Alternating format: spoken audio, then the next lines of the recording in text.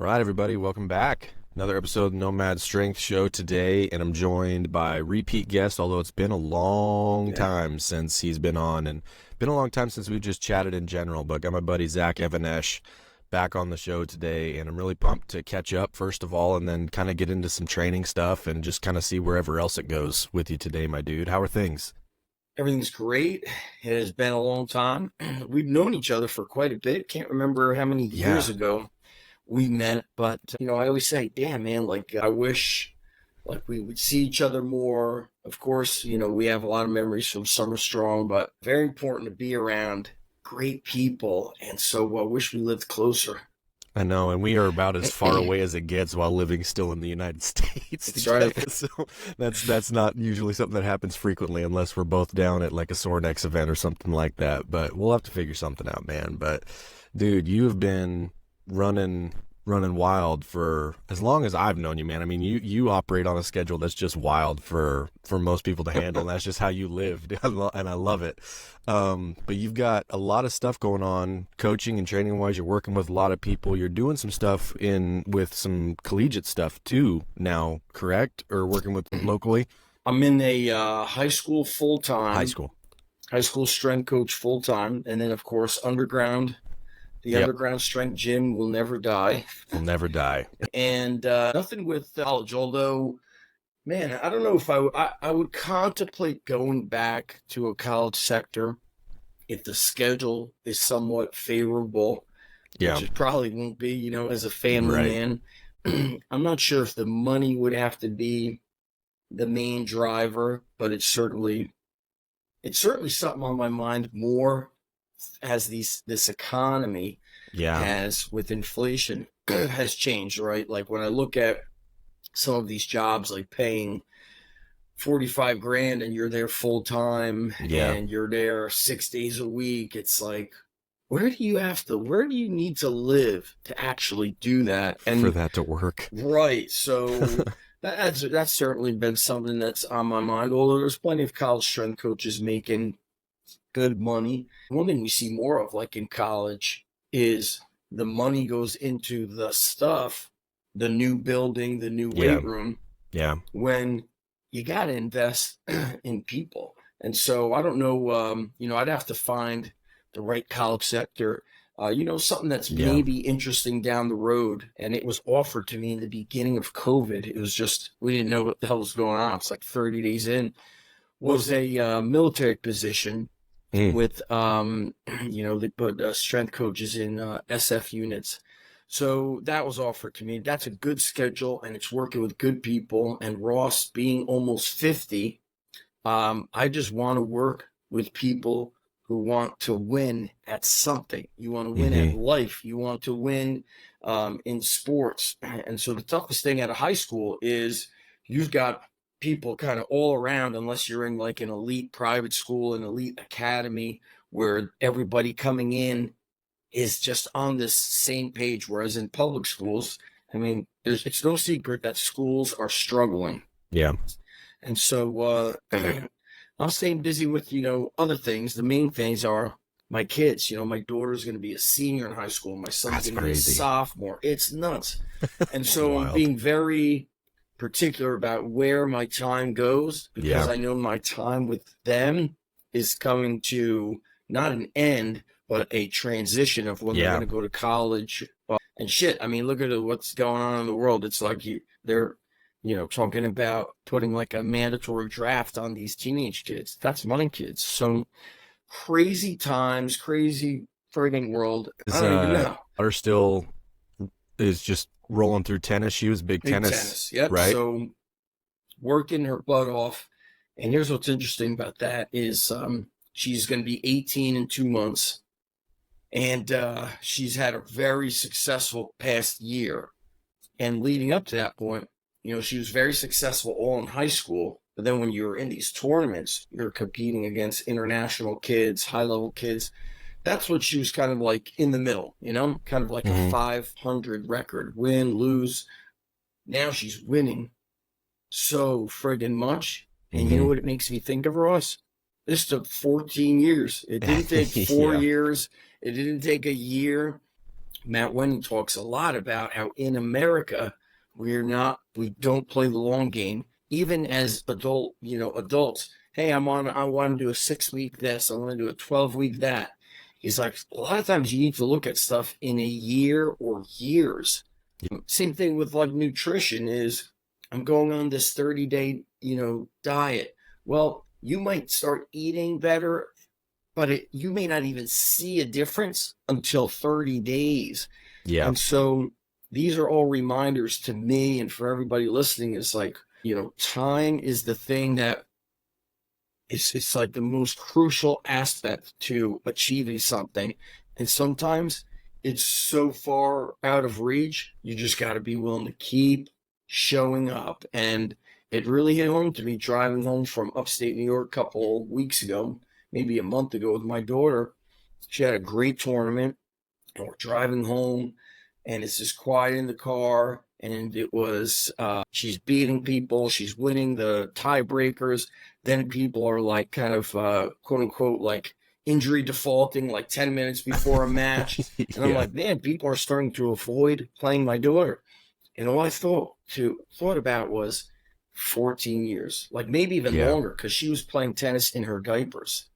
Crazy. So that's awesome. That time, was something that really hit home for me. Is like, this shit takes time. Whatever you want to be good at, forget great. You want to be good at something, it's going to take time.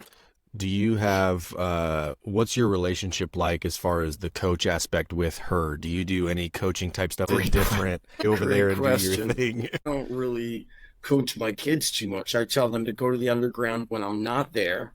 Yeah. Probably a year ago when my daughter did come in, maybe a little longer, I actually kicked her out of the gym while she was in a group. I always explain to athletes and even parents, like when I'm coaching at the high school, I say, I will not treat your son or daughter in some unique, special manner. I will treat them and do the same as if it was my own son or daughter. So if they're not being safe, if they're not working hard, if they're not being respectful, all these things, there's no special treatment. And so, it's like that Henry Rollins poem, like the iron never lies. Mm-hmm. Well, I also say, like, strength does not discriminate. It doesn't care about the color of your skin, your religion, how much money is in your bank, the car you drive. You don't get special treatment because of your name or, whatever else that is. The only thing that, strength recognizes is like you showing up and putting in the work. And so I love that the weight room is truly this like level playing field outside of genetics. And so I'm off, hands off with coaching my kids, although I do give advices, because I would say advices from Arnold's pumping iron. Although I do give them advice and feedback if I see things not going the right way. Sure. And that would be, for example, my son will train with his friends at a local gym, and then he got injured playing baseball. And I said, the problem is you guys want to do your own thing.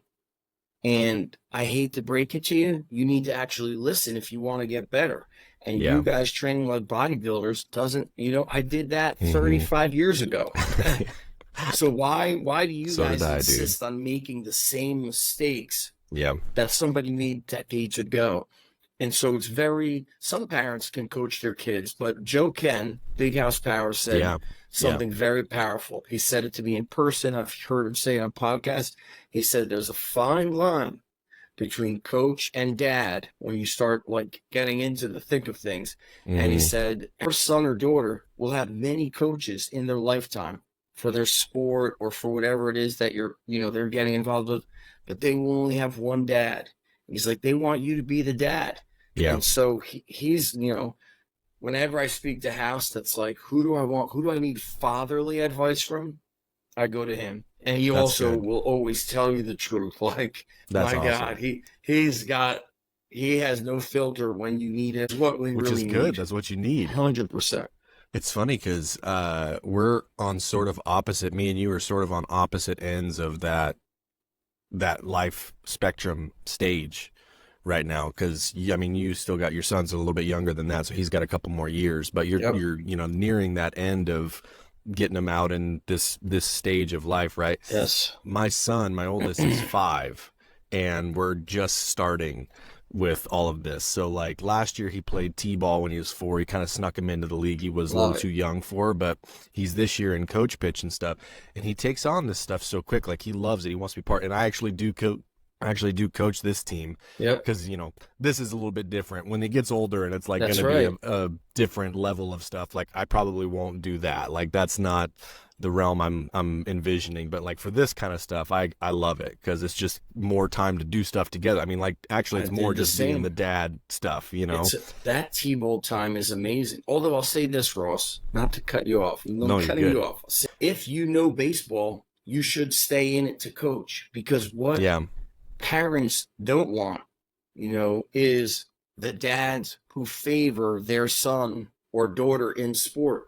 And I know yeah, you wouldn't be that dad. You would yeah, probably be a little harder on your son. yeah, I grew up through this not knowing anything about baseball, watching my son sit out in the dugout when yep. dads played their kids who were striking out and throwing tantrums.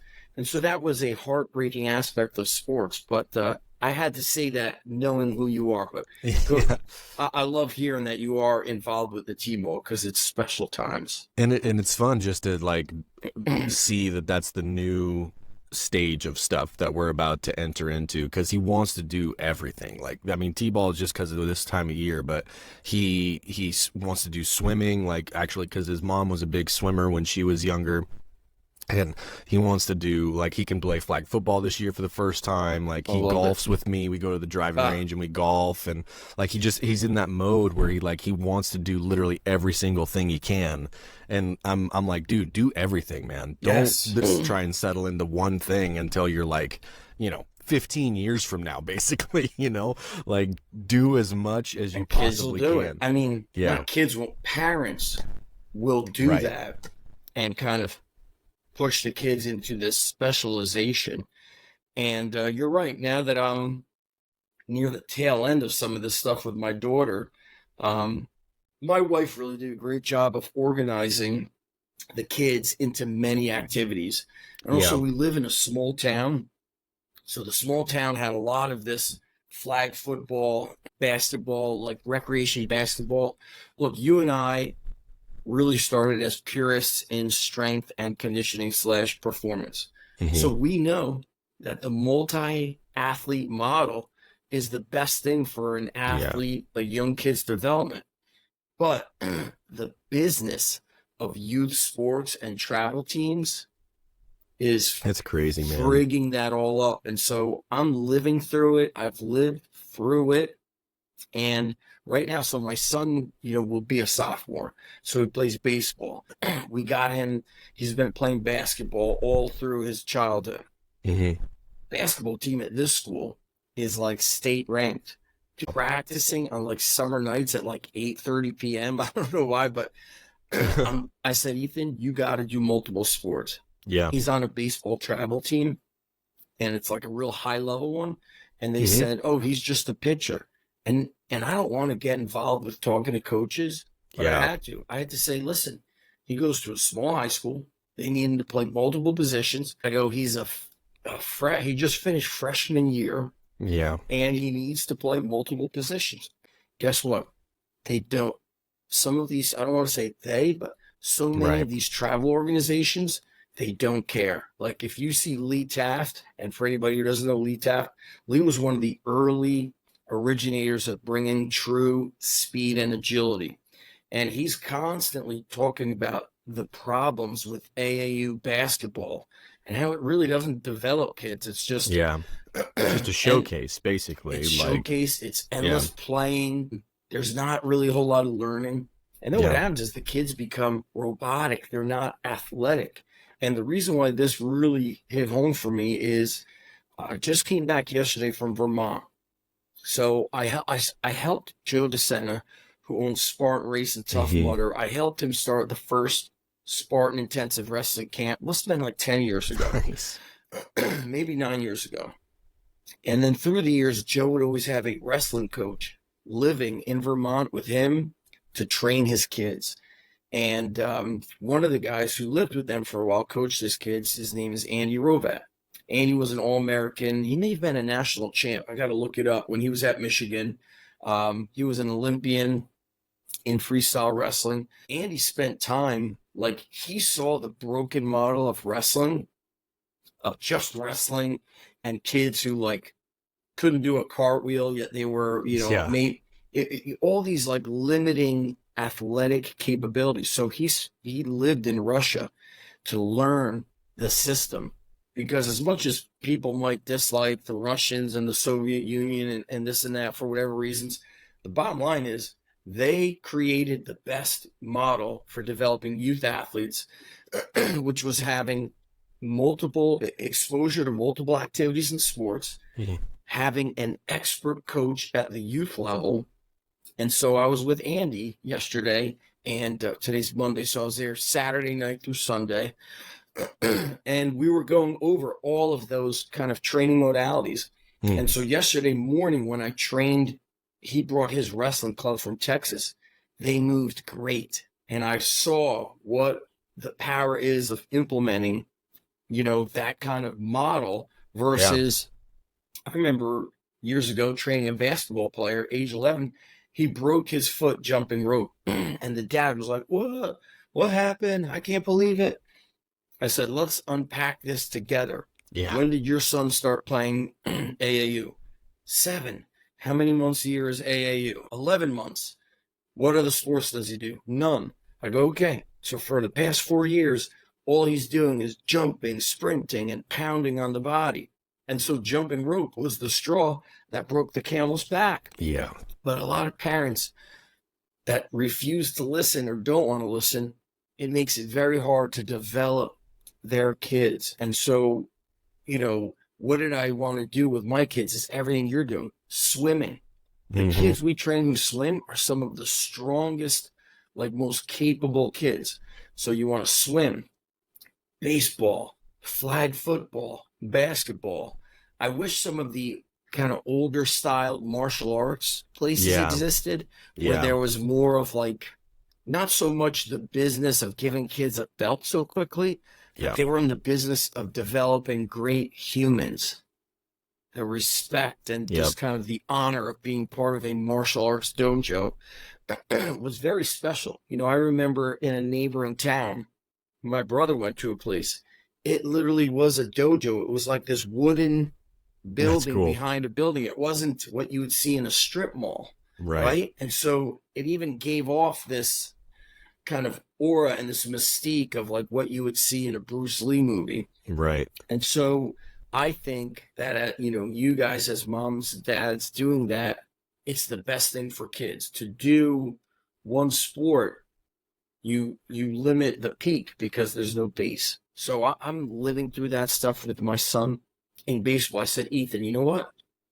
I'm getting you off this team. You're going to get to a team where you could play multiple positions. This summer, I'm going to sign him up for a camp of crew rowing. Nice. Because I don't believe the bullshit that a college coach is going to recruit you only if you're a single sport athlete. And I think the best college coaches are going to look for what is your capability? How can you really help the team? Can we utilize you in multiple positions? Or are you just this single unidimensional person? Yeah. And then, Ross, you and I both know, especially you with your experiences in hunting, you need to be multi-dimensional. You need to be capable. And to me, eventually sports is over.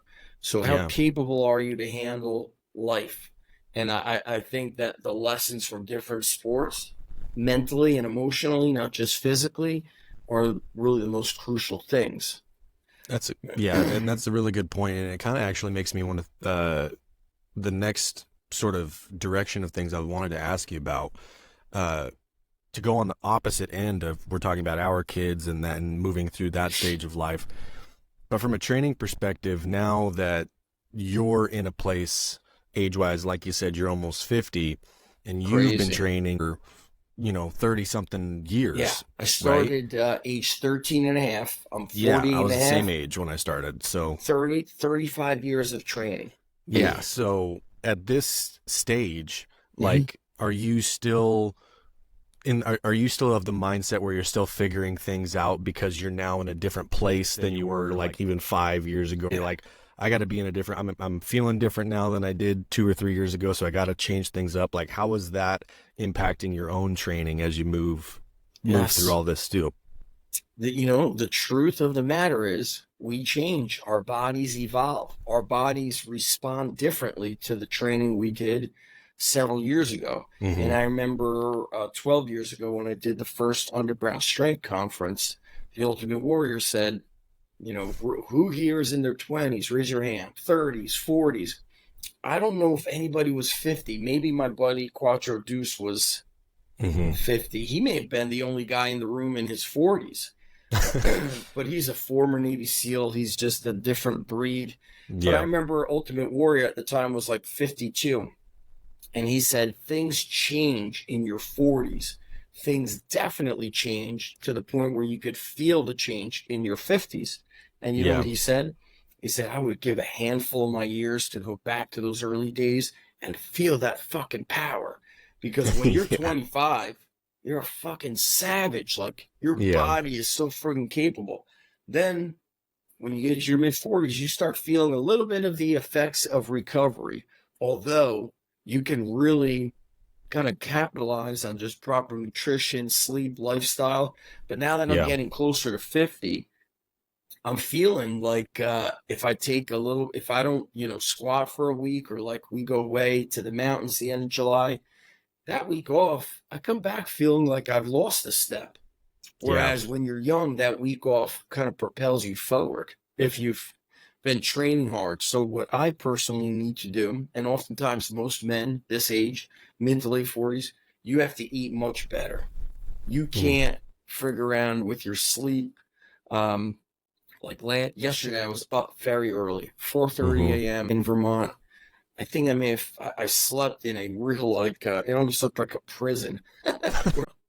To visit with my buddy Joe. He's in the kind of the bottom of the mountain. There's a ski mountain called Killington. It's a big mountain. Get to the bottom. Number one, my phone doesn't work. So big bonus right there. Yep. So if you're not in a place that forces your internet connection to be shitty or your phone connection to be shitty, find a way to disconnect. And immediately it's great. Like Mm-hmm. you feel like, you know what? I can't do anything if somebody needs my help through email or my businesses, so Yep. you feel immediately this like weight off your shoulders. Number two, I'm in the elements the whole time. I didn't have air conditioning. Okay. Mm-hmm. It's been forever since I've slept without, like, my wife doesn't really open the windows because of all the shimmy air and this and that. So Right. once the weather changes, boom, air conditioning. I haven't slept with windows open since I grew up in my parents' house. I always bust on my dad. Like, I was like, I didn't even know. Like, was the air conditioning never on? He's like, my dad grew up in Romania and Israel, so he wasn't trying to run air conditioning all the time. We hiked the mountain. When we hiked the mountain, I had to cross a river. So all these guys that are like always doing cold plunges, Joe Yeah. was like, "It's right here. You could just come here and go in the This is it. natural river creek." I wake up, I'm fasting automatically. There's nowhere really to get food. I'm eating. It's very clean. Those are things that we should naturally really try to expose ourselves to. And so Joe now lives in Florida, and he used to live in Massachusetts. He's like, I try to come up to Vermont, at least once a month to just check on things because he owns a lot of pieces of property, this and that.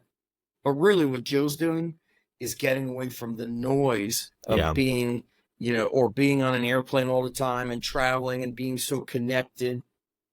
You go there, you're disconnected. That is so important for us men who grew up in a world that was disconnected. Yeah. Ross, are you 32. something? 32. Yeah. So I was like, I always kind of say that I'm the last, like my age of friends we were like the Correct. last ones to remember growing up really without any of this stuff because Yeah. it didn't really hit until we were in high school. kid, like the coolest kid I knew had a cell phone when we were 8th graders, and like nobody had even heard of that. And like most of the kids in high school didn't at that time either. But then like when we got into high school, everybody just had flip Yeah. phones. Nobody had Yes. smartphones till I was a senior. So it was like I was like at just the very beginning stages of all this as I was leaving high school. You're the age of some of the earliest kids I trained who were young teenagers. Yeah. Actually, you're a little bit younger than them. So a lot of the kids I trained in the early days Yeah. are around your age. Yep. They have kids now. Yep. And so, yes, I remember one of those kids saying, oh, I don't use MySpace anymore. I use Facebook. I was like, MySpace.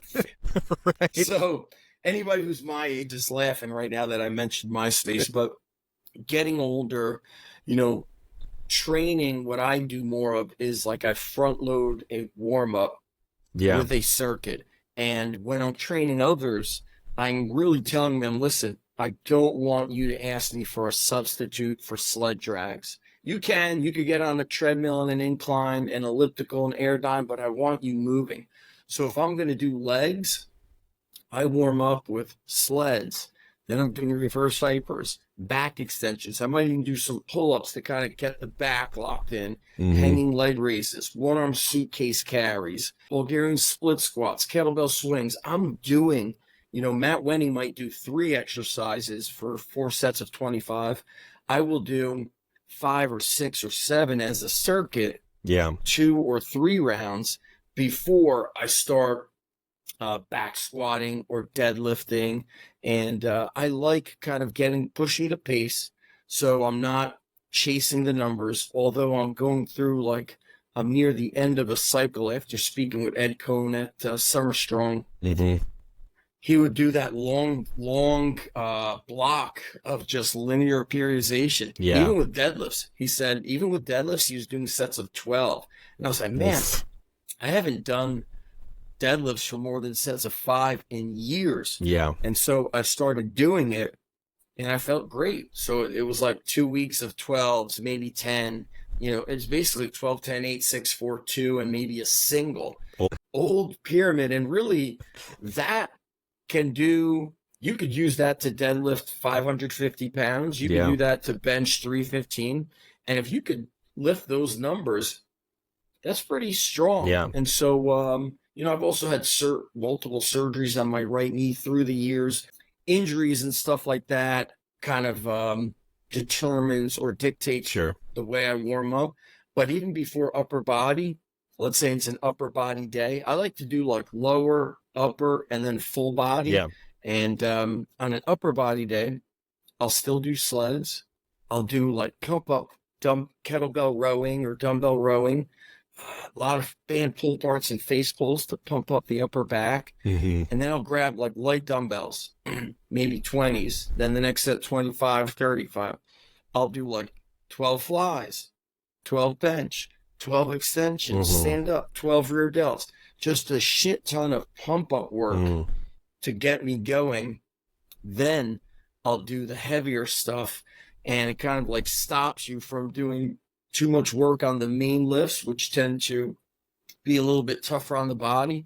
And just at this age, I'm not specifically chasing numbers, although it'll be good for me to announce it here because then I'm on the hook. My buddy Ed Cosner, I think you met Ed at Summer Strong. Yeah. Ed said, man, next Summer Strong, I'm going to enter the deadlift competition. You do it, I'll do it. I'll pull 500. And so I want to be able to pull 500 when I'm 50. That's cool. Next Summer Strong, I'll be I'll be 49. And it's just good. 2 things are good. Number 1, announce the thing that you want to do. Have a deadline on it. Yep. This way, the 500, if I have, I can't have excuses, right? Right. Zach's fake. He's full of shit. Kind of putting myself out there to push that. And even like yesterday, we're spending that day in Vermont. When I go to Vermont, it's like I know it's going to be laborious, like a labor type time. So I actually have to prepare to go to Vermont. And so we woke up at 4:30. I started with training the wrestlers at 5:15 through like a big pull-up circuit. Then they did farmer bunny carries on like the bottom part of the barn, the farm.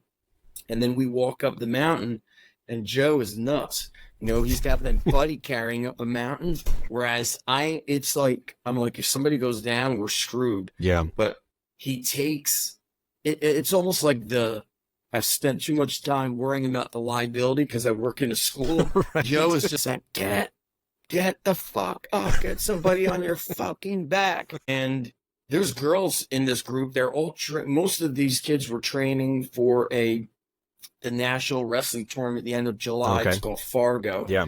Out of Fargo, North Dakota. And so that kind of training is what you see guys like Khabib doing in the mountains of Dagestan. And it's so pure. And the kids are going in the river. They're eating clean. Their physiques all looked very Spartan. Yeah. Like, lean. And lean. Yep. And Joe said, when we ordered all this food here, I wanted basic food. I wanted to get these kids away from, they only get their phone at night for something like an hour. Yeah. They're getting away from, listen, when I go food shopping, I don't want to buy chips or cookies or this and that. But my wife might bring that stuff home, I'll bring some of that stuff home at times. But as I've gotten older, I've also paid attention to what other men look like my age.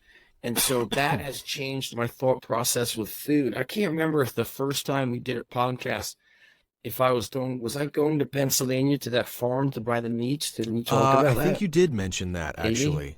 That sounds right. Maybe, I don't know if it was on the pod or not, but I think you told me about it at one point. I remember you talking Ross, about that. Where do you get is all the meats in your house from the game you hunt? So it's between that and then we do beef. My best friend raises them. So my parents and we split one every year when he has a new one ready for us. So I don't have a big enough freezer here, but they've got like 3 at their house, so they'll keep most of it. And then when we go to their house, it's just like going to the grocery store basically. Like we'll just load up a big cooler of stuff that we'll need for the next few weeks until we make it down there again. So yeah, as far as beef and stuff, that's mostly what we do. Every once in a while, there's a butcher shop that's here in town that he does beef as well, but he's the only guy around that does bison. And so he's got a lot of bison stuff there that's really good. That's actually a lot more affordable than people probably would assume that it would be. Bison used to be, I feel like I always saw blocks of bison at the supermarket. I haven't seen it free. So I'm taking notes if you ever see me looking down. Yeah, he had ground. I mean, because I kind of base all the per pound stuff. I just base off ground because that's the most versatile, Yep. I think his was. I mean, it's more expensive than the beef, but his was like $9 a pound. Which, if you go to just like any regular store now, beef is $8 or $9 just at a supermarket. $8 or $9 a pound. More even. Yeah. Well, if it depends on like the quality. I will go on average. I'll order online. There's a farmer about 90 minutes away in Pennsylvania, Mennonite farmer, and I could pick up from him. And then in New Jersey, there's 2 Amish supermarkets, Amish-led markets. They do a Thursday, Friday, Saturday. Yeah. But I can't recall seeing bison there. I put it in my notes because I feel like the past few years, it's not at the supermarket. And God, I know we're on this like a men and a parenting thing. I used to buy beef from like the supermarket up the street. Yeah. And then it's like I look at the physiques of kids, except for the kids that I saw this weekend in Vermont. They were the Texas wrestlers. Yep. Like I don't see boys with abs or like these physiques. And all I think to myself is they got boobs and beer bellies and what food are they eating? And so my son said to me 2 weeks ago, we barbecued, and I just was like kind of in a time crunch. So I went to the supermarket and bought their burgers, their hamburger patties. And so we had some left over, and my son said after I heated it up, I could break it in half. So he's like, Dad, what is that? I'm like, I'm never fucking buying from that shit again. He's like, I don't know what they put in it, but so you know what I'm saying? I don't want my kids eating that shit. So in my freezer downstairs, my office in the basement, I have a lot of ground beef. but I got to get some more steaks.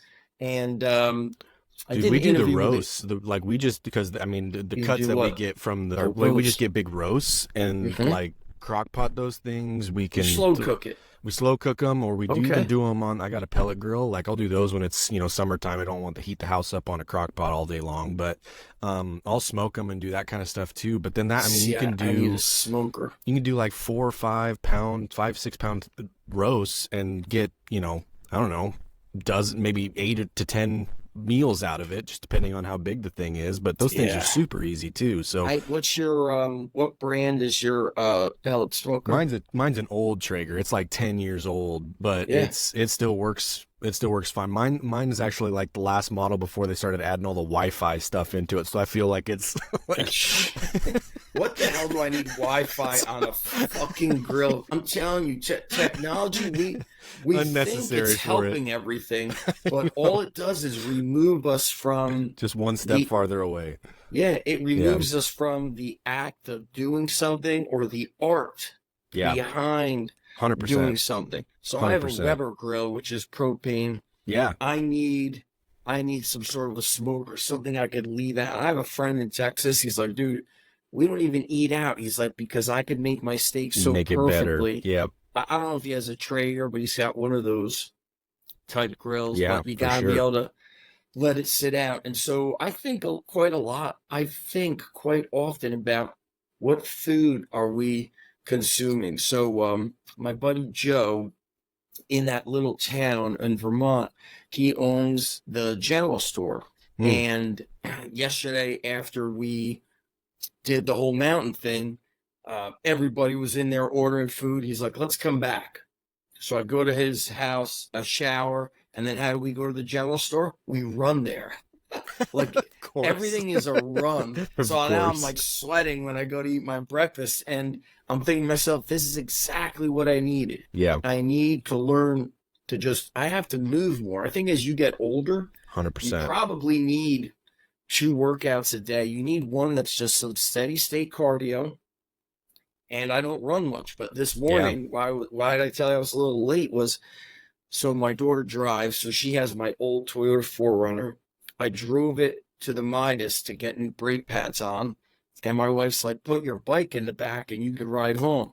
And I'm like, I'm going to run home because I'm like, I need to become more capable. Yeah. Like that book, Born to Run. I think, Yeah. did you have that guy, Chris McDougall, on your No, podcast? I haven't had him yet because he also did it's called something Superheroes or something like that. The other book that he did too. I can't remember what. I and love that one. It inspires you. Yeah, it's to awesome. want to run because he says like you just need to be useful. Yeah. So what is useful? Running, carrying, the ability to move your body, and the ability to like hunt, chop wood.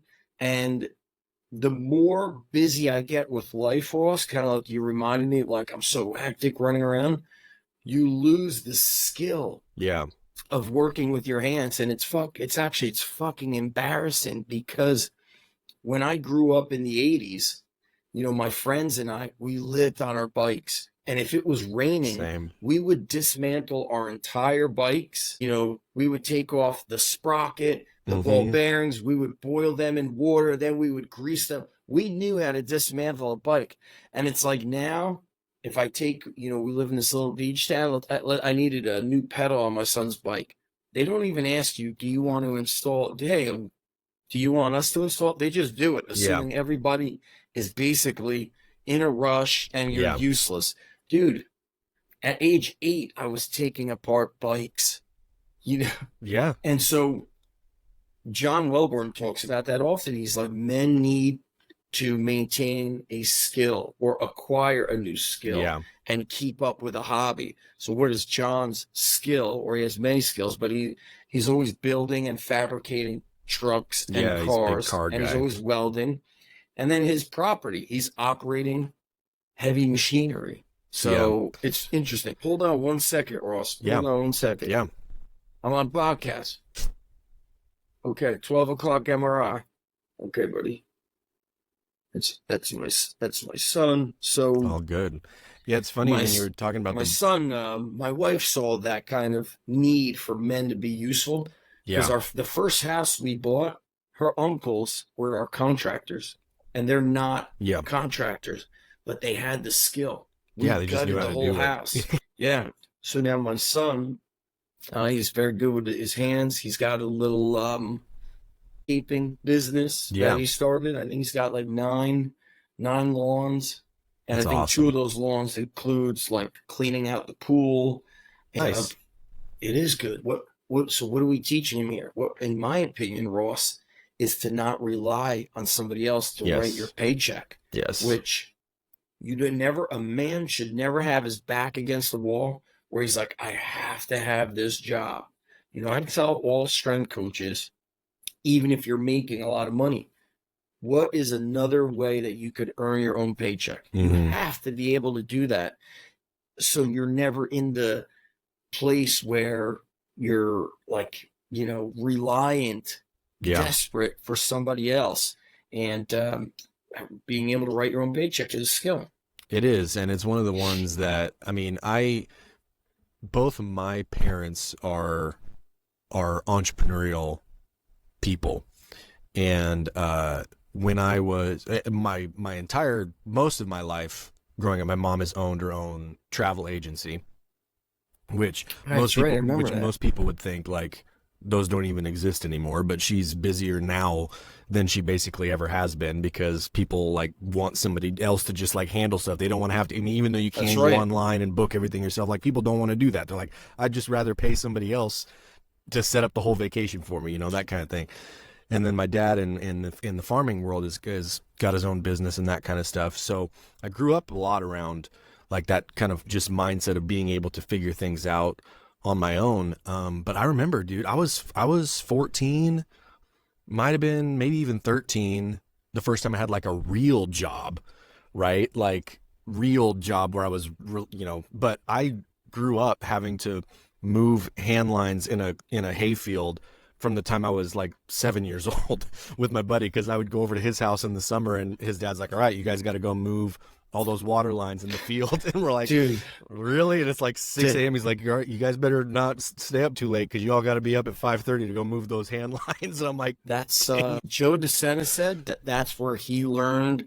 If you go to Joe, he quote unquote ropes you into doing stuff. He said he learned it from his dad. Yes. Dad's got us like, cleaning the patio and got all these extra bricks. hands here. I'm gonna make use of them. You know how many kids go to college now, Ross, and never had a job? Yeah, it's crazy. They were given a $50,000 BMW for their, their birthday.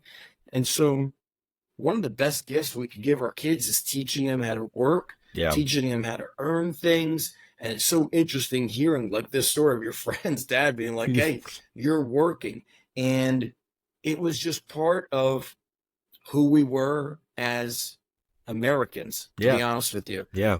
To be ready and willing to work. And it's very interesting to see like where our country is with everybody wants free.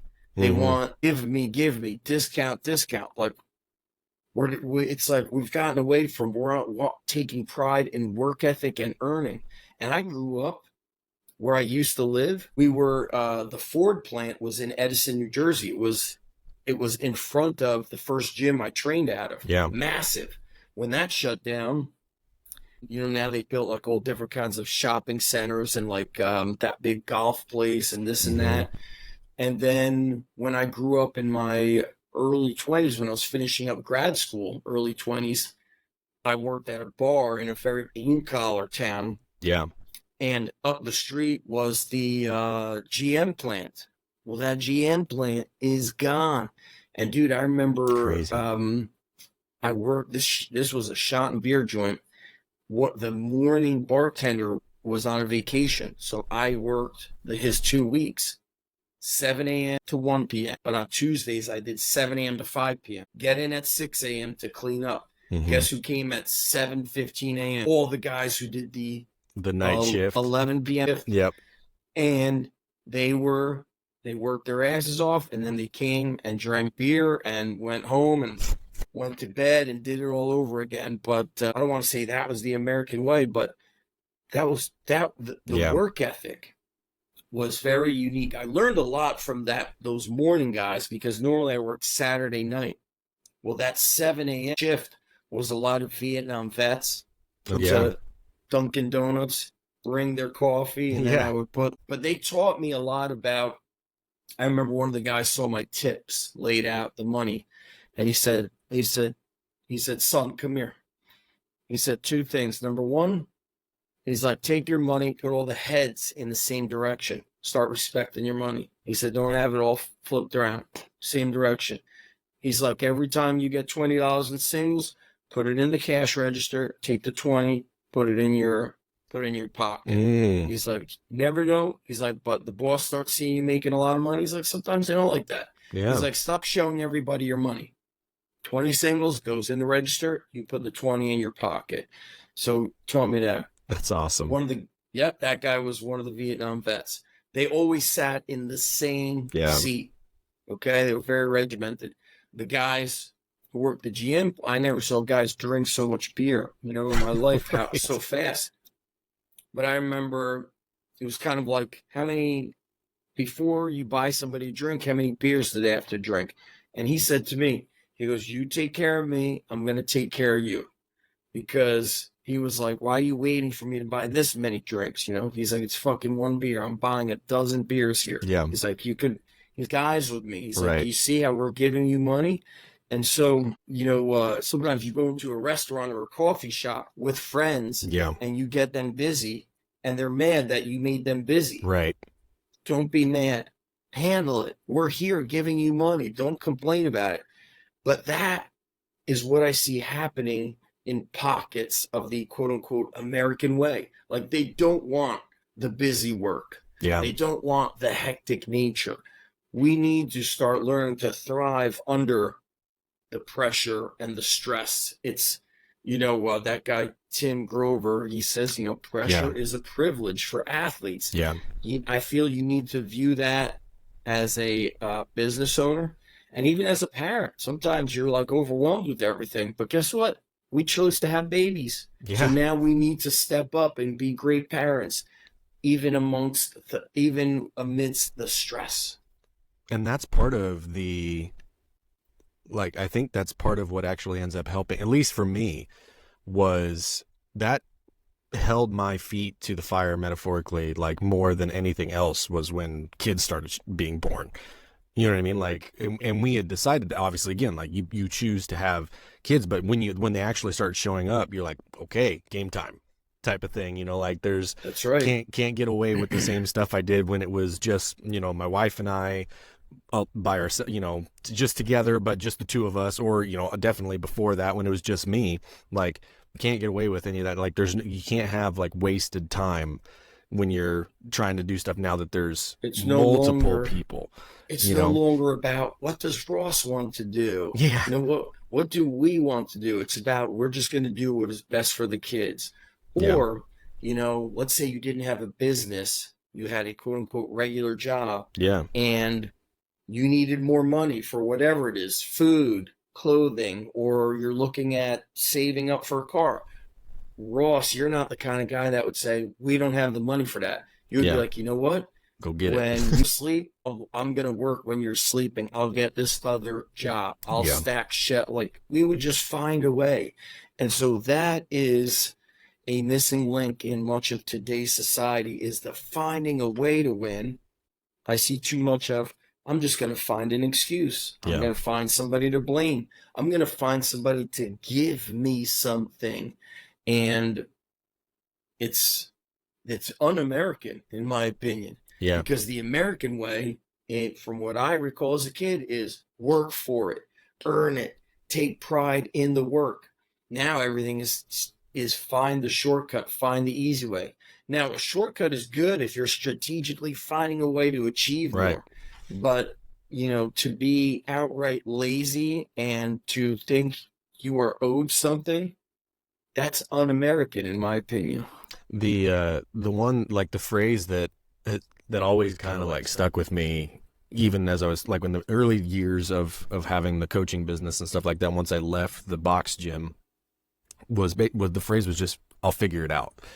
Right? Like, I had that in my head because when I left the gym, I left, not really knowing how to operate a business, like especially one that was going to scale and grow. Like I didn't know what I was doing. I knew I didn't want to be at this place anymore, and that I could basically day one have 4 of my 20 clients come with me and be making the same amount of money, because that's how little of a percentage a big box gym pays you. Like if all they did was just pay me what they were paying at the other gym, like their payment's not changing at all. But now I'm getting 100% of that instead of 22% of that. So I'm like, exactly. And so like that was, and then every stage of business after that, like when I moved locations, when I did stuff online for the first time, like I didn't really know what to do or how to necessarily do it, but in my head I'm like, no, I'll just figure it out. Like I'm not gonna wait and miss out on opportunities because I don't think I'm ready for stuff. Like I'll just go and do it, and I'll figure it out as I go, and I'll make a lot of mistakes along the way, but like that ends up being better long road. Perfectly ready. Yeah, right? Exactly. You're just, I mean, I don't want to say you're never, I hate to use like absolutes, but it's pretty rare that we're got all the eggs lined up and everything is ready to go. And that has really been my thing since I started business. Was the underground was all about making it happen under imperfect circumstances. Yesterday in Vermont, at the bottom of the barn, the bottom of the mountain, they had these 2 fence posts with like steel pipe through it, and it was for wrist rolling. Oh, yeah. And there was a few dumbbells on the grass and like a shitty bench. And I said, this is perfect. It looks like a prison yard. Yes. And we want everything to be just right before I start. Like, hey, what can I use instead of a sled?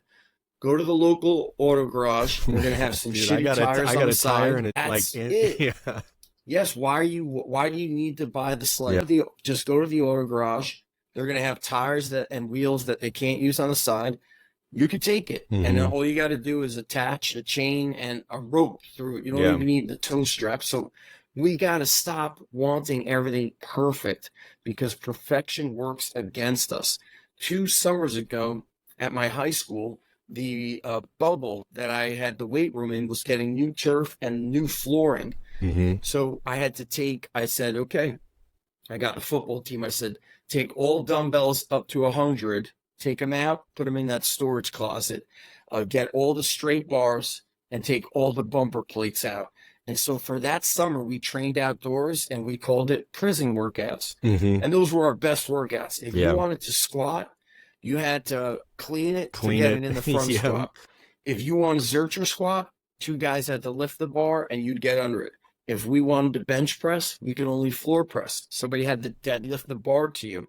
And then we did hill sprints, tire flips, and all kinds of partner stuff. It was very much the early days of the underground movement. And guess what? Those were our best workouts. The kids were tough, strong, fast, and resilient. We didn't have injuries. As soon as I upgraded the weight room at my high school, nice turf, new squat racks, now we've got less grit. And I friggin' knew it was going to happen, and I hesitated to upgrade. We needed upgrades really from a safety standpoint of the old squat racks. But then you get spoiled. You need more Rocky 3 and Rocky 4 in your life. Even if you're us, like guys, older guys, you need more Rocky 3 and Rocky 4. Less Ivan Drago, more Rocky. Dude, that's why I love training just out here, because I just have stuff set up like in my yard. Like I got heavy kettlebells that I'll just throw in the yard, and then I don't have a rack in my shed. So like any barbell stuff, same thing. Like I'll even do, because they were taught to me by James Fuller, who does strongman archaeology. I know him. Yeah, he's awesome. He's awesome. He had me doing, because I did a programming block with him a couple years ago. So doing the hike up onto the low back and then hike it up. My God, yeah. Doing those to get me, because that's what he was saying. Like, back in when these guys were training 100+ years ago, squat racks didn't even exist. Correct. So if guys had to put a bar on their back or do something like that to press it. He's like, you have to pick it up from the floor somehow. So they figured out the most efficient way to pick it up. The Steinborns, where the bar's vertical and then rock over onto it, or that hike up on the low and look back at those and hike physiques. it up. Dude, their physiques. Yeah, and they're thick. Like it was, I mean, and a lot of those guys were wrestlers as well. Like Hackenschmidt and all those guys were all like world level wrestlers. So it's all that stuff goes hand in hand together, man. It's so fun when you just like that's why I love lose those the old rules books, a Ross. bit. I know Those old books. they're the best. They speak the truth. There's no fancy bullshit to it. I mean, when I look at, you mentioned wrestlers, when I look at like Khabib and his teammates running mountains, they're not wearing a polar heart rate monitor. Yeah. There's a guy, he's like one of the best wrestlers Russia has ever had. Last name is like Sujalayev, Olympic champ or multiple-time world champ. Dude, them too, they like training outside. There's no technology on them. Yeah. They're focused on the work, and they have, world-class coaches around them, great training partners. And I think, the in-college sector, there's so much testing. It's like there's not enough training going on. There's too much technology. Like, what are we training for? To beat the technology, to beat the computer, or are we training to beat the competition? That's I think the full arc of a coach, or just in when you train long enough, like when you start, you're on this one end and you're like, I just want to get a pump and then lift heavy, right? And then you like go through this phase where I get to the top of this bell curve essentially, and it's like now all this technology comes in, I'm trying to make the perfect program and like trying to do all this stuff, and then you get to an age where you just like your back is like, I just want to get a pump and lift heavy. Like I'm back to where I was when I was 13. Yeah, you're like, I just want simple shit that works. And you almost feel the same way in your life. You're like, what can I get rid of? Exactly. It's just slowing me down. Love it, dude. Well, man, we're right up on an hour, so it was good to catch up and chat, man. I really appreciate you making time. And thank you. If you've got stuff coming up, or links that people can follow, go ahead and push those out so everybody can. I'm still on the email list, dude, from 15 years ago, I think, when I got on it the first time. Thank you. So now, I think if you go to zachstrength.com is where you could sign up for the email. Mm-hmm. But if you go to zachevenesh.com, it used to be the blog. Now it shows like 9 or 12 of our programs that guys, athletes, coaches can sign up for. So try to make it a little bit easier. And yeah, man, the newsletter is where it's at. Awesome. I appreciate you, Zach. Thanks for making time, buddy. Thank you, Ross.